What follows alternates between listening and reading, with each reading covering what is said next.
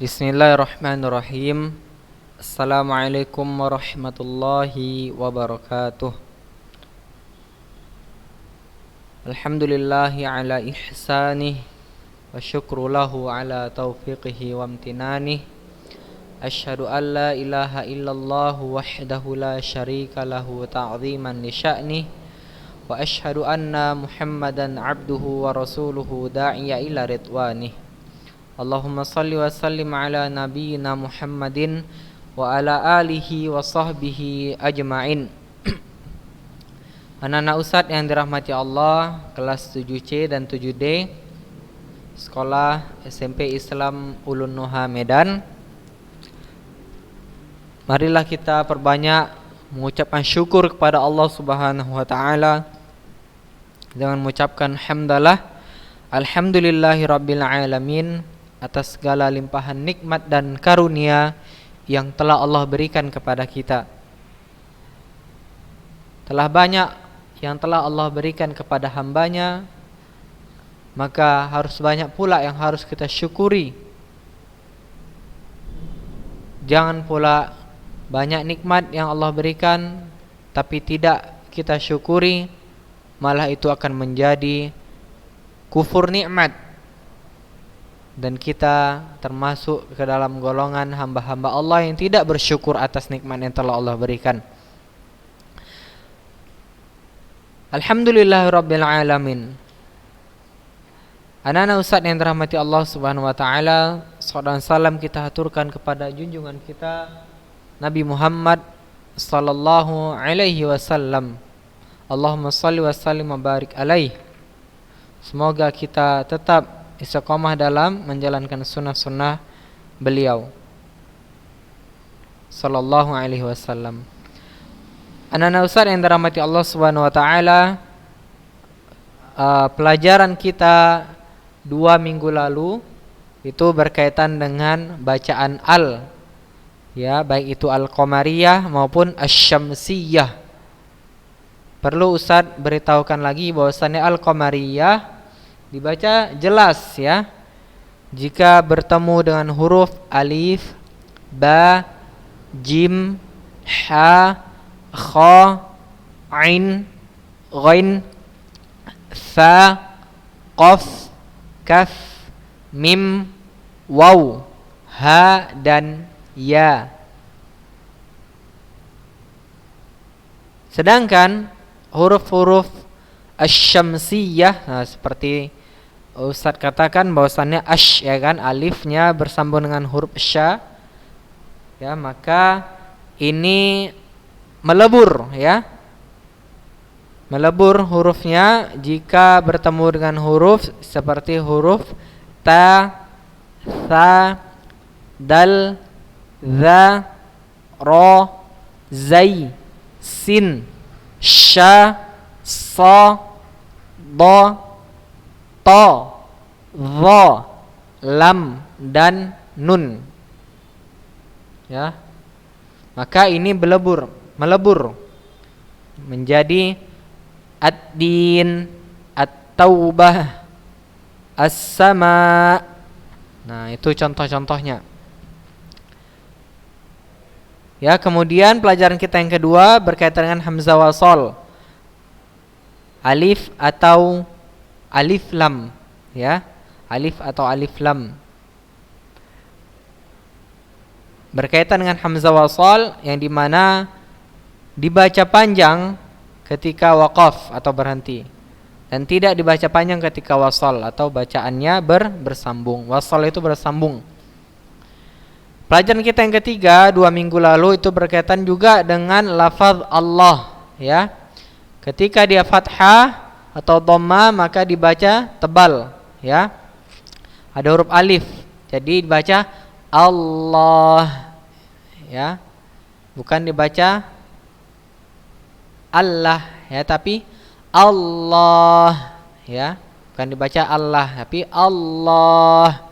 Ketika dia dhammah, jadi contohnya Rasulullah, ya, lu-nya itu dhammah, Rasulullah. Dan ketika dia kasrah, garis bawah, ya, maka dibaca tipis. Jadi billah, atau contoh yang lain bismillah. Taib. Pelajaran kita yang keempat juga berkaitan dengan mad dan tasydid ya. Jadi mada menjadi madda, madda. Dada jadi dadda. Nama jadi nama ya, nanya panjang ya. Baik, kita masuk pelajaran kita yang keempat. Anak-anak Ustadz yang dirahmati Allah, bisa antum lihat di layar HP antum ya. Pelajaran keempat berkaitan dengan cara baca huruf yang tidak berharokat di awal surat atau di awal surah. Ya, bisa antum lihat ada huruf a, la, dan mim. Ya, bukan dibaca alama, bukan dibaca alama ya, tapi dibaca ini cara membacanya. Di kolom yang sebelahnya alif lam mim ya. Lamnya 6 harokat, mimnya 6 harokat ya. Contoh Ustadz ulangi ya. Alif lam mim ya. Lam ini tetap ya menjadi dia bertasydid ya. Mim salam menjadi bertasydid. Itu ada di dalam surah Al-Baqarah, Ali Imran, Al-Ankabut, Ar-Rum, dan As-Sajadah.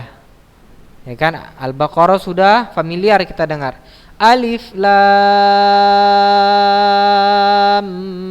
mim.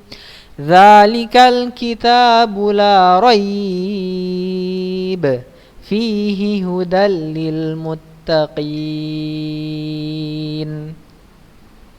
Ya, Nana Ustadz yang dirahmati Allah Subhanahu wa taala.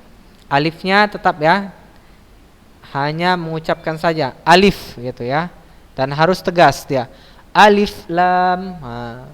Taib, kita masuk yang contoh kedua. Alifnya tetap, lamnya tetap jumpa dengan mim ya. Kemudian menjadi shad yang terakhir ya. Shad ada huruf dalnya ya. Jadi dia qalqalah yang terakhir. Contoh yang seperti Ustadz baca, antum harap dengarkan.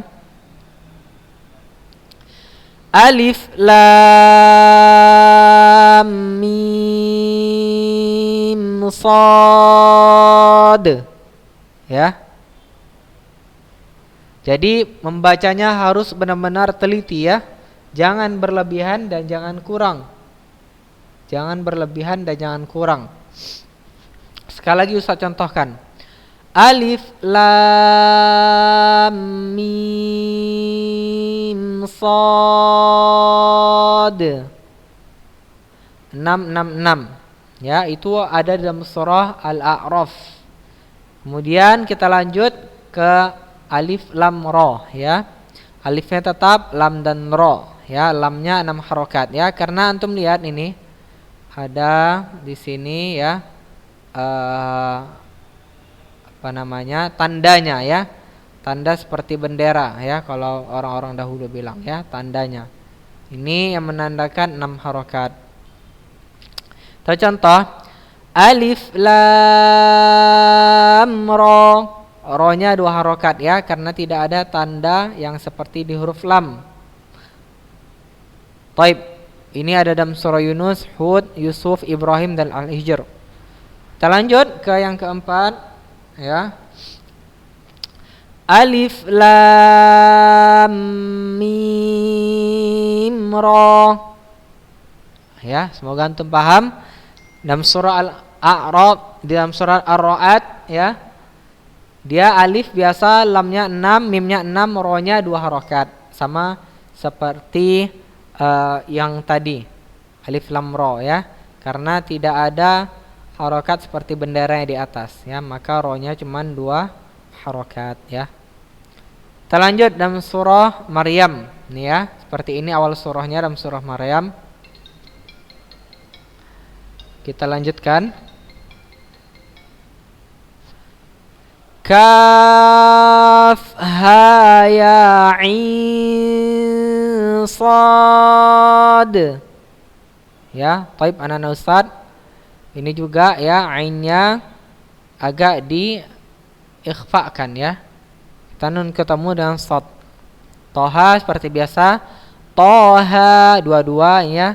Ini Asy-Syu'ara dan surah Al-Qasas. Tasim mim. Taib. Nah, kita lanjut ke tanda-tanda waqaf. Ya, tanda-tanda waqaf. Nah, bisa antum lihat tanda-tanda waqaf ini ada seperti huruf mim. Ini adalah tanda waqaf lazim ya. Antum lihat seorang qari harus waqaf menghentikan bacaan pada lafaz yang bertanda ini. Sebab jika dia wasal atau menyambung bacaan ya padanya, maka dapat mengubah makna ayat.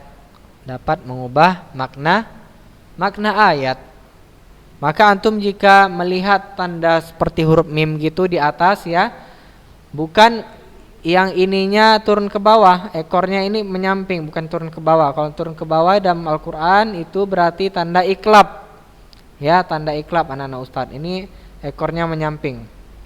Maka ini antum harus berhenti, jangan antum sambung karena dapat mengubah makna ayat.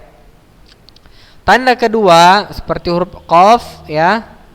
Ini dinamakan waqaf aula, atau secara definisi ini berhenti lebih baik. Ya. Maknanya seorang qari boleh waqaf atau wasal, namun waqaf yang lebih utama. Jadi antum harus berhenti, itu lebih baik daripada antum menyambungkannya. Taib, tanda yang ketiga seperti huruf jim. Ini dinamakan dengan waqaf jaiz ya. Waqaf al-waqful jaizun. Ya, seseorang qari boleh waqaf dan boleh juga wasal. Namun boleh kita memilih di antara keduanya. Jadi antum boleh berhenti jika menemukan tanda ini dan juga boleh menyambungkannya. Tanda yang keempat, anak-anak Ustadz yang dirahmati Allah Subhanahu wa taala, antum berjumpa dengan seperti huruf shad ya, seperti huruf shad. Maka ini dinamakan dengan wasal aula ya. Tadi ini waqaf aula, ini wasal aula. Ya. Kenapa dinamakan wasal? Ini waqaf tadi lebih baik ya. Maka ini wasal disambung lebih diutamakan ya. Seorang qari boleh waqaf ataupun wasal ya. Ini ingat, boleh berhenti maupun menyambung. Namun disambung itu lebih baik, lebih diutamakan. Tanda yang kelima ini ada seperti huruf lam ya. Seperti huruf lam. Maka definisinya ini dinamakan dengan al-waqful mamnu' ya, atau waqaf yang terlarang. Mamnu' itu artinya terlarang di dalam bahasa Arab. Maka waqaf bagi seorang qari atau jangan waqaf pada lafaz bertanda ini kecuali jika terdapat pada akhir ayat. Nah, maka jika antum menemukan tanda ini seperti huruf lam ini, tidak ada waqaf ya, nggak boleh berhenti. Terkecuali terdapat pada akhir ayat. Ya, terkecuali terdapat pada akhir ayat, dan terkecuali juga ketika antum memang sudah benar-benar kehabisan nafas ya. Kehabisan nafas di dalam membaca Al-Quran, maka mau nggak mau antum menjadi berhenti. Untuk itu Ustadz sarankan ya, coba antum membaca Al-Quran ya, antum harus mengatur ritme nafas antum agar tidak ada kesalahan yang terjadi seperti antum suka berhenti di mana-mana ya. Dan juga antum bermudah-mudahan dalam berhenti dan memulai di dalam membaca Al-Quran. Taib. Tanda yang keenam ini ada titik 2, dinamakan dengan waqaf, mu'annaqah dan muraqabah, ya. Maknanya seorang qari harus waqaf pada salah satu lafaz yang bertanda titik 3 ini. Kurang baik apabila wasal pada keduanya dan dilarang waqaf berhenti pada keduanya. Contohnya dalam surah Al-Baqarah, ya, ayat 2. Ayat 2, ya. Jadi coba antum buka surah Al-Baqarah 2, Alif Lam Mim. Zalikal kitabu la raiba fih. Boleh berhenti situ, ya. Atau antum juga boleh berhenti di la raib. Zalikal kitabu la raib fihi hudal lil muttaqin. Enggak boleh antum berhenti di kedua-duanya. Contohnya, zalikal kitabu la raib fihi hudal lil muttaqin. Enggak boleh, ya. Maka antum harus berhenti di salah satu. Taib, anak-anak Ustaz yang dirahmati Allah Subhanahu wa ta'ala, ya. Ini yang tadi, ya. Insyaallah antum sudah paham, ya. Ini ada huruf ta dan sin, ya. Pelajaran harokat tadi, ya. Yasin, ini huruf sad. Ini huruf hamim, hamim. Mimnya 6 harokat. Ini ada huruf ain, sin dan qaf. Maka ini bisa panjang 4 sampai 6 ainnya, bisa 4 juga, ya. Jadi bacanya ain sin qaf. Ya, ini sangat gampang. Ini surah qaf. Qaf. Ini dalam surat Al-Qalam, nun. Baik. Kita lanjutkan anak-anak Ustaz yang dirahmati Allah Subhanahu wa taala, ya. Pelajaran kita selanjutnya yaitu cara membaca isti'adzah, basmalah dan awal surah. Taib. Ini antum baca, ya. Ketika seseorang, ya, sebelum membaca Al-Qur'an, maka dia dianjurkan untuk beristi'adzah kepada Allah Subhanahu wa taala. Apa itu isti'adzahnya? Saya ulangi, ya. Ini, taib. Cara membaca isti'adzah, basmalah dan awal surah, ya. Sebelum kita membaca Al-Qur'an, kita diwajibkan membaca isti'adzah. Di antara lafaznya adalah a'udzu billahi minasyaitonir rajim. Aku berlindung kepada Allah dari godaan syaitan yang terkutuk. Maka kita harus tahu dalil apa yang menunjukkan Allah itu mewajibkan kita membaca isti'adzah sebelum kita membaca Al-Qur'an. Dalilnya ini dalam surah An-Nahl ayat 98. Allah Subhanahu wa taala berfirman, "Fa idza qara'tal Qur'ana fasta'idz billahi minasyaitonir rajim." Apabila kamu membaca Al-Qur'an, hendaklah kamu meminta perlindungan kepada Allah dari syaitan yang terkutuk. Dalam surah An-Nahl ayat 98. Taib, anak-anak Ustaz yang dirahmati Allah, surah An-Nahl ayat 98. Inilah dalilnya, ya. Dan Rasulullah sallallahu alaihi wasallam ketika membaca Al-Qur'an, beliau sallallahu alaihi wasallam membaca basmalah pada setiap awal surah kecuali surah At-Taubah. Taib. Jadi membaca isti'adzah dan basmalah pada awal surah ada 4 cara. Yang pertama bisa antum lihat, ya, ini yang pertama. Dipisah semuanya, dan cara ini lebih utama, ya, dipisah semuanya. Saya contohkan. A'udzu billahi minasyaitonir rajim. Bismillahirrahmanirrahim. Alhamdulillahi rabbil alamin. Ya, dipisah-pisah, tiga-tiga dipisah. Tiga-tiga dipisah. A'udzunya dipisah, isti'adzahnya dipisah, basmalah dipisah, dan awal surahnya dipisah. Dan ini lebih utama. Yang kedua, yang ini dibolehkan ya, dibolehkan. Menyambung isti'adzah dengan basmalah. Ustaz contohkan. A'udzu billahi minasy syaithanir rajim. Bismillahirrahmanirrahim. Ini juga boleh ya, ini boleh. Nyambung ta'awudz atau isti'adzah dengan basmalah. Sekali lagi Ustaz contohkan ya.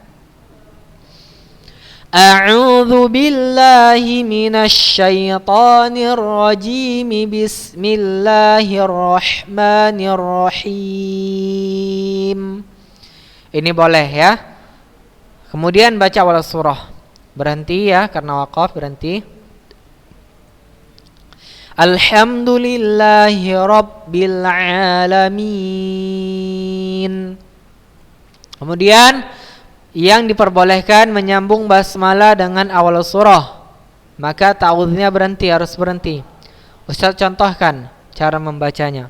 A'udzu billahi minasy syaithanir rajim. Berhenti. Bismillahirrahmanirrahim. Alhamdulillahi rabbil alamin. Ya, jadi ini disambung. Ya. Ar-Rahmanir-Rahimil mil jadinya ya. Jadi mil. Jadi ini alif dinamakan dengan hamzah wasal ya. Mil ya. Milhamdulillahi rabbil alamin. Jangan antum baca Ar-Rahmanir-Rahim alhamdulillah, tidak seperti itu ya. Anak-anak Ustaz yang dirahmati Allah Subhanahu wa taala. Yang keempat, anak-anak Ustaz yang dirahmati Allah Subhanahu wa taala, antum bisa menyambung semuanya ya. Jika napas antum sanggup. Maka mari Ustaz coba cara membacanya. Harus antum betul-betul berlatih pernapasan ya, jika ingin bisa membacanya. A'udzu billahi minasy syaithanir rajim. Bismillahirrahmanirrahim. Afwan, Ustaz ulangi ya. A'udzu billahi minasy syaithanir rajim. Bismillahirrahmanirrahim. Alhamdulillahi rabbil alamin. Baik. Ya, seperti itu cara membacanya. Kita lanjutkan anak-anak Ustaz yang dirahmati Allah Subhanahu wa taala. Pelajaran kita yang terakhir adalah ya berkaitan dengan cara menyambung dua surah. Cara menyambung dua surah. Anak-anak Ustaz yang dirahmati Allah Subhanahu wa taala, ya. Cara menyambung dua surah juga bermacam-macam seperti tadi ya. Membaca isti'adzah, basmalah dan awal surah. Seperti tadi ada 4 ya, ada 4 caranya. Maka tidak boleh untuk antum tambah-tambahi lagi ya.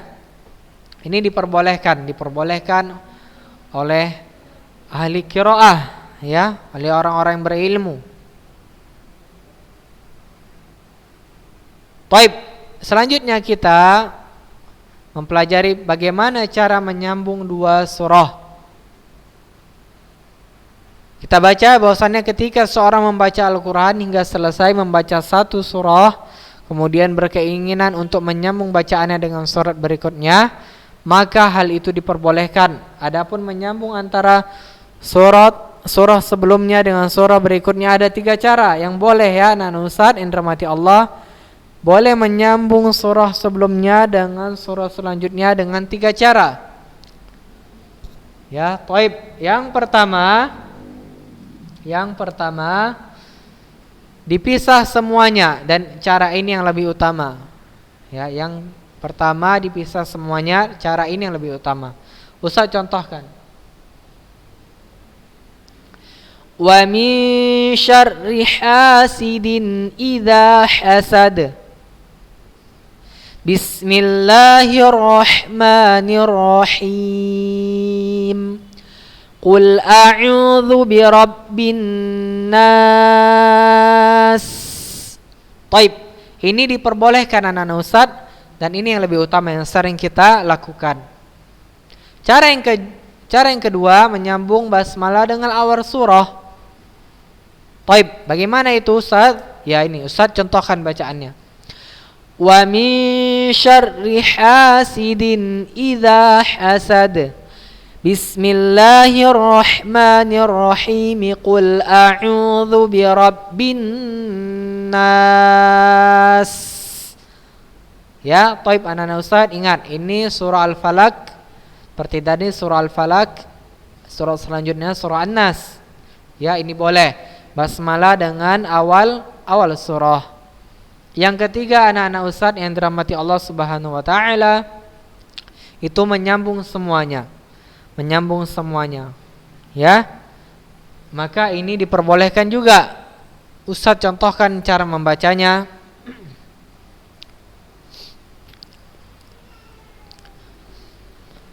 Wa min syarri hasidin idza hasada. Bismillahirrahmanirrahim. Qul a'udzu birabbin nas.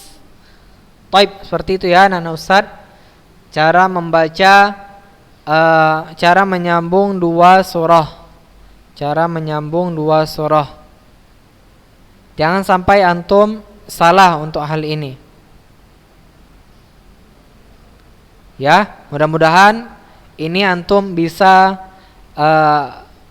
melihat dan mendengarkan Ustadz dalam menyampaikan materi ini, agar antum tidak salah lagi ketika mempraktekannya. Yang ketiga, pelajaran kita yang terakhir ini, cara menyambung yang salah. Maka ada juga cara menyambung yang salah. Cara menyambung yang salah adalah menyambungkan akhir surah pada basmalah. Ya, kemudian berhenti. Hal ini kenapa dinamakan para ulama salah? Ya, karena khawatir jikalau basmalah termasuk bagian dari surah yang kita baca di akhir tadi. Seperti yang Ustaz contohkan, wa min syarri hasidin idza hasada. Bismillahirrahmanirrahim. Kemudian antum berhenti, antum baca surah An-Nas. Qul a'udzu birabbin nas. Maka ini anak Ustaz yang dirahmati Allah tidak boleh ya. Tidak boleh. Ya. Tidak boleh seperti itu. Yang diperbolehkan adalah antum menyambung semuanya seperti yang antum lihat di contoh yang di atas. Kalau antum menyambungkan akhir surah dengan basmalah, ini tidak boleh karena khawatir basmalah bisa menjadi bagian dari ayat surah sebelumnya. Ustaz contohkan lagi yang tidak boleh cara membacanya. Wa min syarri hasidin idza hasada. Bismillahirrahmanirrahim. Qul a'udzu birabbin nas. Ya, ini anak-anak Ustaz tidak boleh antum membacanya seperti ini karena antum berhenti ya ketika tadi membaca basmalah. Taib, barangkali hanya itu saja pelajaran kita ya.